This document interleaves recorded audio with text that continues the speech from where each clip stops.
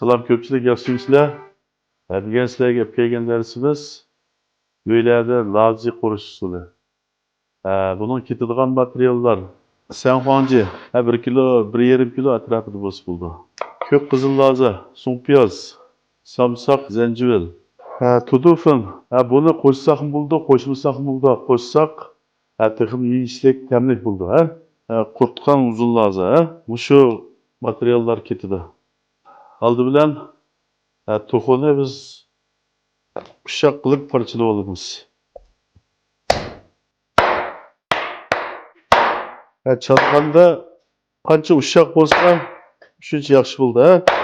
Bu toxunu biz uşaq holatda to'g'rab olamiz.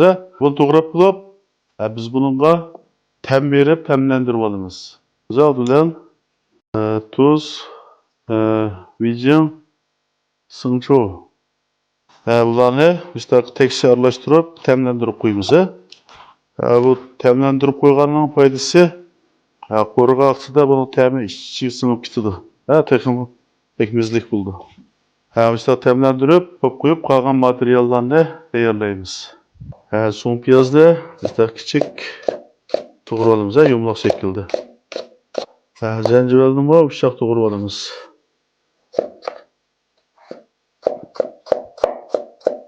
Samsakni ushoq parchalab olsak bo'ldi. Zanjibil samsakni bu shaklga keltirib to'g'rab olamiz. Ko'k lazi bilan qizil lazni buni kichikroq qilib to'g'rab olamiz. Bo'lmasa samsakmi bo'ldi. Buni faqat rangi chiroyli bo'lsin deb ishlatyapmiz. Ko'pchilik hamda bizning tayyorligimiz bitdi. To'xini tamlantirib ilib oldik. Bu qurtqan qizil lazni ilman suvga chilab 5 minut atrofida chilib olsak bo'ladi. Samsak, zanjivil, ko'k qizil lazni, so'ngpiyoz. Hamda qozon beshini o'tib, qo'rishga boshlaymiz. Qozonga oldidan moy quyib, ozroq shakar quyib olamiz.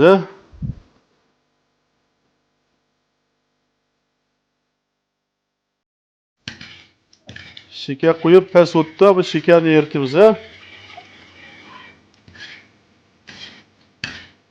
Şundaq eritib, şekerning ko'pigi chiqqandan keyin xo'ja bilan zanjibilni silib, oqidan to'xini solamiz.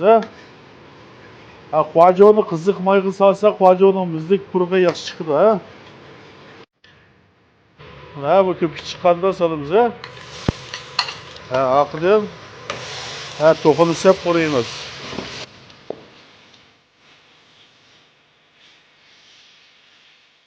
Qo'rib, to'xinin suvi tugiguncha qo'raymiz.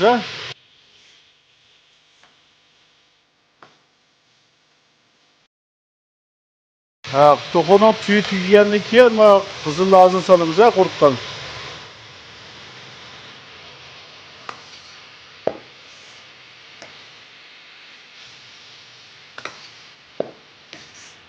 Buningga hamda tuz solamiz, tuz.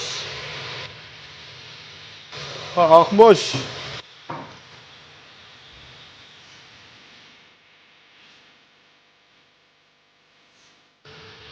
Mustaq bunun suyu tüygenlik keyin birinchimiz suv qo'yamiz. Suv qo'yib, davomli suvni qaynatamiz hamda. Bu suvni qo'rib, suyu tugab, yig'i qolg'oqida taqsiga olsak bo'ldi. Bu vaqtda biz tudufini sevitamiz.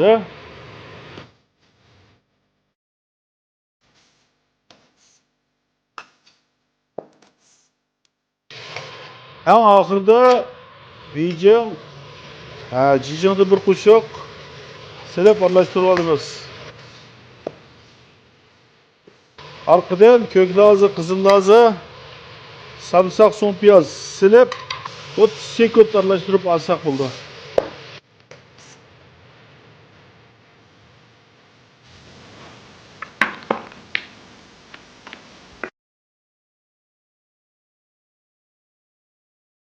Bugün aldık mı köpçülük?